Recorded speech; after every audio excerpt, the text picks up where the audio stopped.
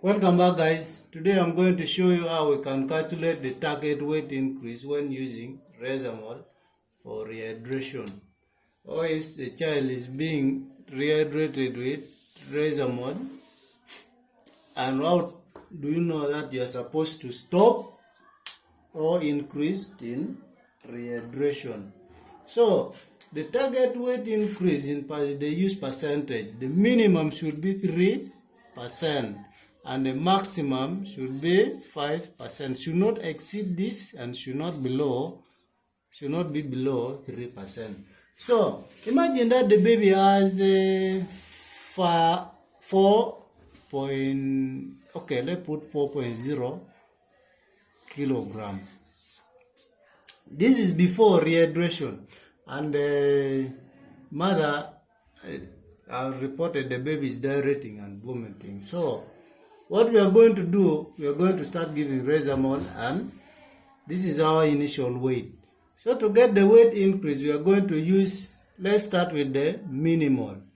3 divided by 100 times 4.0 kilogram. So if we do our mathematics and calculate, what will we get? 3 divided by 100 times 4.0. So what do we get? We will get 0.12 kilogram. 0.12 kilogram. So at the end, if we weigh the baby should have increased by 0.12. If we add 4 plus 0.12 kilogram, what will we get? We will get 4.12 kilogram. This is if we use the minimum. How about if we use the maximum weight percentage gain? So we will use 5% divided by 100 times 4.0 kilogram.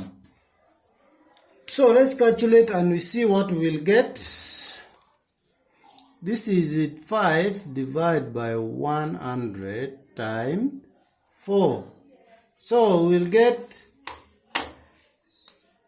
is equal to 0.2 kilogram. So which means at the end of our rehydration, if the baby has improved, the weight should have increased by 0.2 kilogram, of which you will be weighing the baby and will be calculating and evaluating your weight gain. So our total weight will be 4.2 kilogram.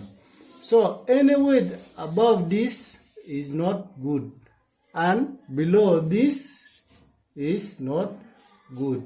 So that is all how we can calculate the target weight gain when using resomal for rehydration of the malnourished kid. Thank you for watching and see you in the next one.